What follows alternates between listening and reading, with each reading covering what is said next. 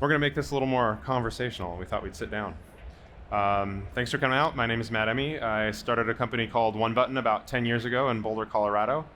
We're a high-end audio video integrator, but what really differentiates us is we really focused on the experience of the space, have a deep understanding of what our clients, architects, partners, homeowners want to do in the space.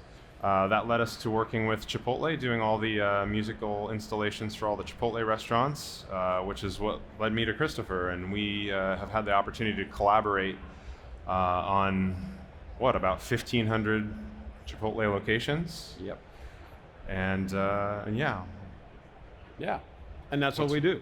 So we're here today to talk principally about how we really make the vibe in Chipotle an elevated experience. And so why Matt and his team are putting together the components, the hardware that make it sound amazing.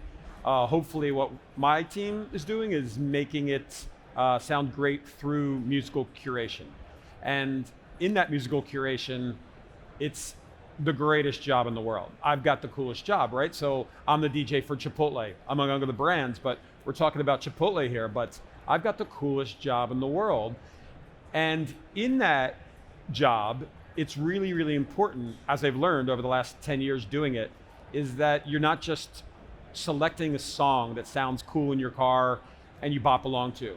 There's actually a lot more to it to making a great environment. And what I've learned, and we've learned over the last 10 years, is that music makes a difference, which we knew, but one of the things, I think the greatest thing I learned that helped Chipotle elevate its vibe is that the song you select needs to fit the space it's in. And a great lesson that was learned was, and what we likened to through David Byrne, yeah, who came up with architecture of sound, and that while one song might sound great in one environment, it doesn't necessarily sound great in another. And there's a really great TED Talk that he did about this. If you guys get a chance to check it out, it's really interesting, and I don't think it, even with all of my experience in music, reproduction, really dawned on me, but you start to look at the way musicians write their music for the venues that they play it in. For instance, U2 has a very reverberant sound. You can't play U2 in a dingy small basement cellar.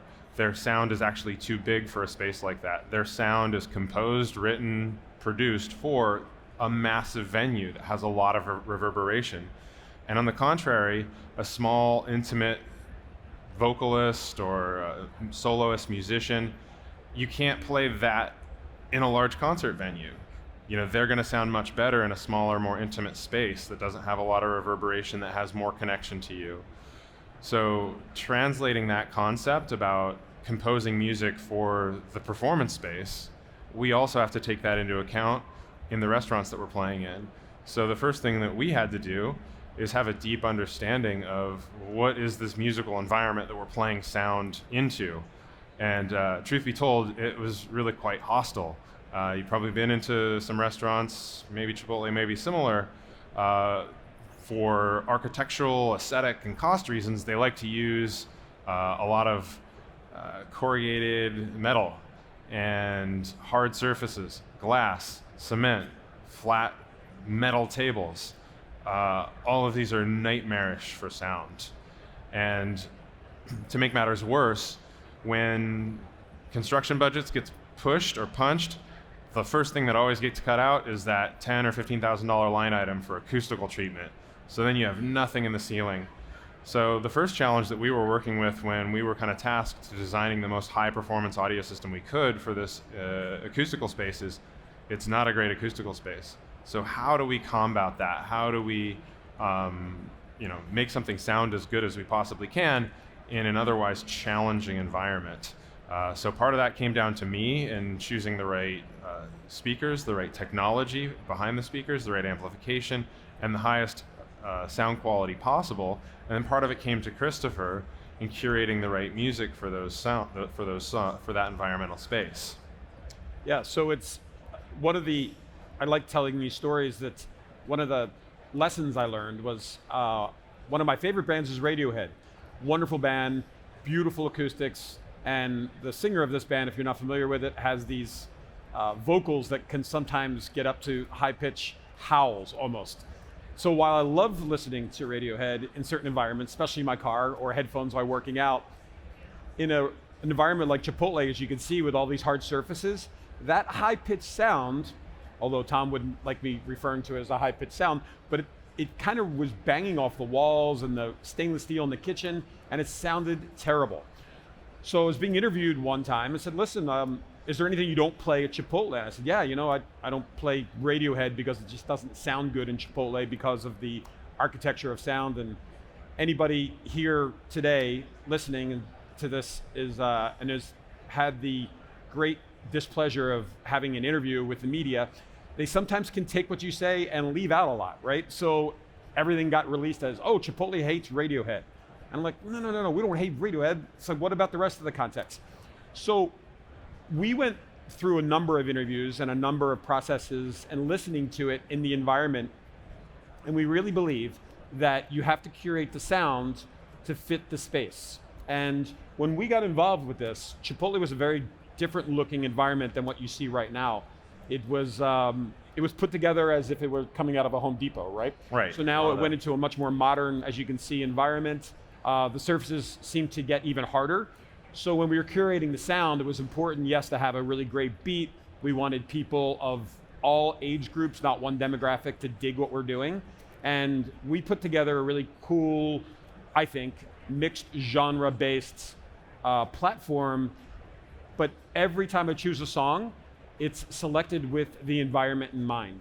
And I think that's what separates Chipotle soundtrack from many others, is that we really take time to think about that, how it's going to sound, because we think it makes a difference, not only just in beautiful listening while you're eating your burrito, but it also affects the team behind the scenes, the people who are working for Chipotle. And hopefully that all comes together. We think it has, because we've had great success with it. So one of the things that we were able to do in a lot of the surfaces you see here, these are the 2.0 stores. So we had the opportunity to influence the design team. So you see these wooden boxes that are inside the store. Not only do they house the restrooms or sometimes the utensil stations, but they act as kind of a nice acoustical baffle. So that was something that we encouraged the design team to use more effusively throughout the space, because it helped not just make our audio sound better, Christopher's tracks sound better, but it helped conversation.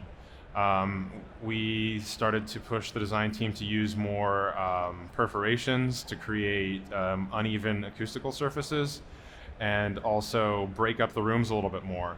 We also pushed them harder to use acoustical treatments underneath the tables and in the ceilings. So again, it's a very much of a tight integrated process where, us as the people creating the audio systems are now influencing the architecture of the space.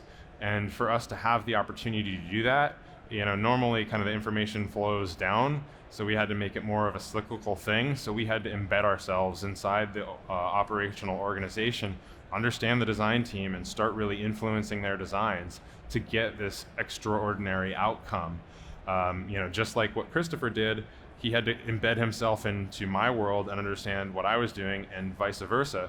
So, some of those songs Chris would put on the playlist, I'd be sitting in a restaurant and I'd hear it and I'd call him and I'd be like, no, man, we can't play this. It's just like, chalk, fingernails on a chalkboard. It's really irritating. And he's like, well, what do you mean? How come? I'm like, come to the restaurant. You've got to hear it in the actual space, tuned through the actual speakers. So the things that I'm looking at is, the audio system, the environment, and the content, how they all completely interplay.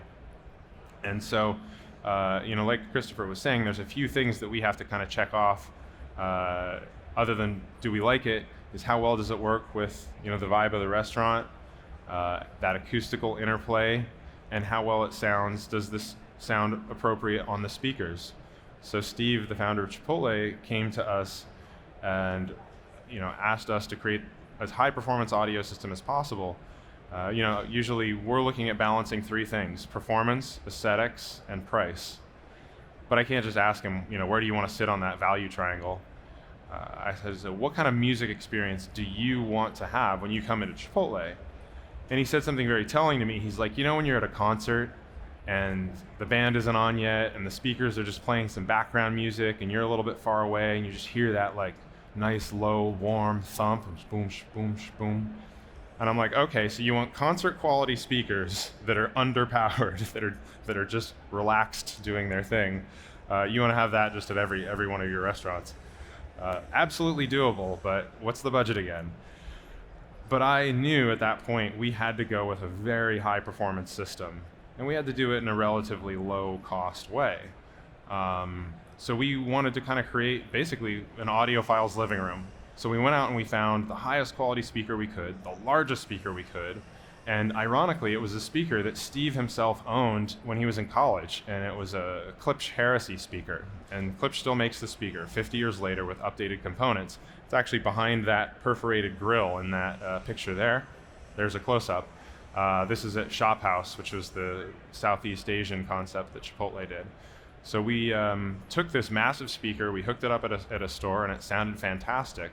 And again, Steve was really looking for that low-end bump. And there really weren't a commercial audio system that provided low-frequency bass that we wanted to have in the store. Same thing, Christopher's objectives. He wanted heads bopping and feet, and what's your word? Feet tapping. Feet tapping, heads bopping. He wanted to see people grooving in their seat. Again, we need strong bass line for that. I can't cheat it. I had to be hitting 60 hertz. I had to really have that low-end pump to make it sound like something that you're going to emotionally respond to. So we had to get these massive bookshelf speakers, and I know there's subwoofer satellite systems. That was the system we were coming from before, but we were at the whim of the installer dialing that bass level in, and they were always all over the map. So we wanted to move away from a subsat system. So we really basically got the biggest possible speaker we could, and it just so happened that Chipotle had this nice acoustical box with empty, unused space above it. So Steve and I decided to put every speaker in that box. And that's that rectangle circle design that you'll see in some of the images at the Chipotle restaurants. Kind of gives that box a purpose, basically turns that box into a giant boom box. And we use an 8-ohm system, 2 channels, run in stereo. All of those things completely unconventional in a restaurant environment, in a quick serve restaurant environment. But we were really successful with it. At the time, we really had to push our streaming partner, Mood Media. Well, they weren't streaming at the time, they were store and forward.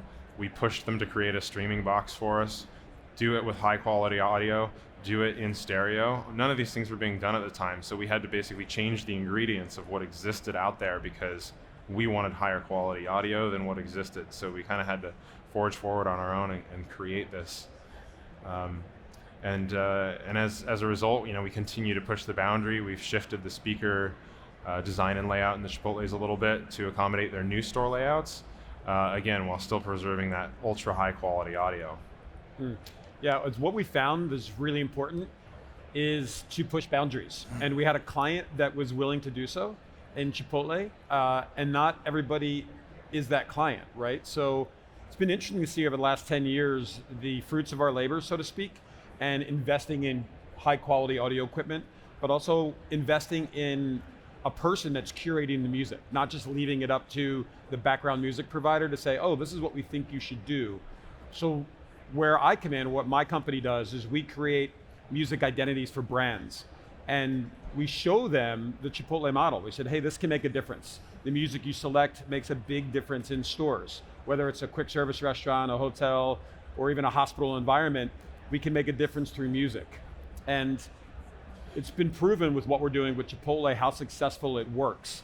And I tell you what, it's been so much fun to do this and to see the results and to see the feedback we get from people, and having the results from Shazam, people who are raising their phones up in the environments, and they love what we're doing.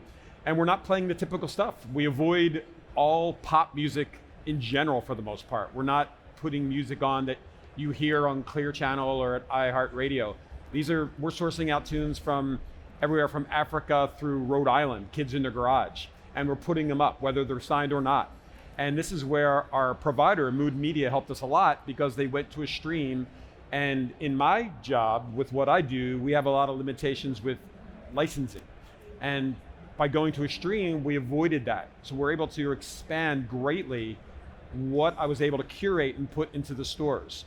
So now you can hear Fela Kuti mixed with a Mos Def remix that's unheard of anywhere. And we're doing it at Chipotle, and it's been so successful, we've taken it into live settings with the Cultivate festivals, Now we're doing it with Spotify and taking the brand experience and allowing it to go home. So this is all part of making this experience elevated. It's what we're talking about today. Tell us a little bit about your process, because you said you're finding these kids in their garages. How's that work? What's that look like? Well, in the music sphere, it's a really interesting time right now, because back in the day, I'm in my mid-50s. When I was growing up, it was DJs who were making a difference. They were launching the bands. They were making the decisions on what you heard growing up. Now, what we're doing is it's immediate, right? So we're learning stuff on social media. We are discovering new music in restaurants. And what we're finding is that people are like, hey, what was that band? And if it doesn't come up on Shazam, they are emailing either my team or the Chipotle team to say, what's that music I heard? This is fantastic. And so now we're discovering music in environments we never thought we would, and we're starting to see throughput in sales. Starbucks had great success with it, Chipotle's having great success with it, and clients that we continue to work with outside of Chipotle are seeing the benefits of this. So one of the neat things about working with a client that driving performance in a way that nobody else is that I think the rest of the world gets to benefit. I mean, we're here talking about this because we want to see this done everywhere. When I go into a restaurant, I want to hear the best quality audio possible. I want to hear the best quality curation possible. And I think there's a massive opportunity to improve both of those kind of on a global scale. One of my favorite moments came years ago working with Steve, the founder of Chipotle. I was really excited because not only were we reducing the serviceability of the system, we went from a very high failure rate to effectively zero, but we did it all at a lower landed cost and a lower installed cost. I put together a whole presentation and I was showing him, and he just said, yeah, but is it as good as it possibly could sound? And I'm like, oh, Steve, I mean, it can always sound better. I mean, we can elevate our cables up off the floor to get the static skin effect. I mean, we can always, well, then make it better. And he walked off.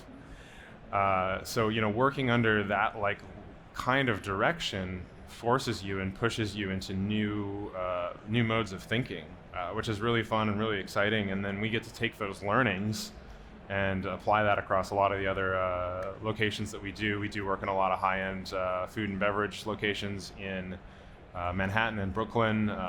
These are hospitality restaurants from Legacy Records, Pasquale Jones, the food group behind Charlie Bird in New York. So again, you're starting to see restaurateurs realize, and actually it's kind of all being driven from property developers in Manhattan.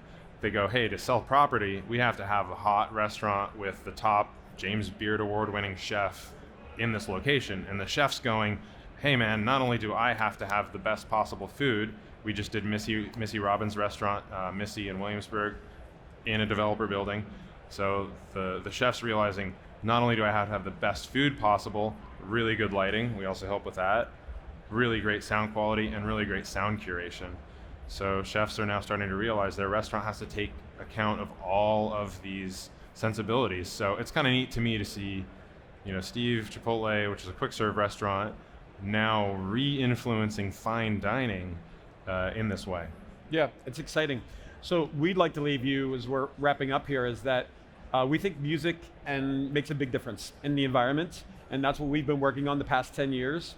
And we found that the combination of putting the best quality ingredients, and in this case, the best quality speakers, the amplification, paying attention to it and not leaving it alone, and then focusing on the curation side of the music, makes a huge, huge difference, not only in just general vibe of the atmosphere. We see it in sales, and we see it in retention of employees and happiness level and their work ethic and how quickly they're moving.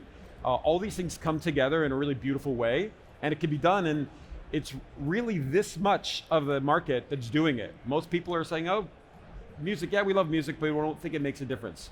We think it does, and we've shown it to be a very successful venture, and we're happy that we had Chipotle as a client to do it, and appreciate you guys coming out and hearing us talk about it.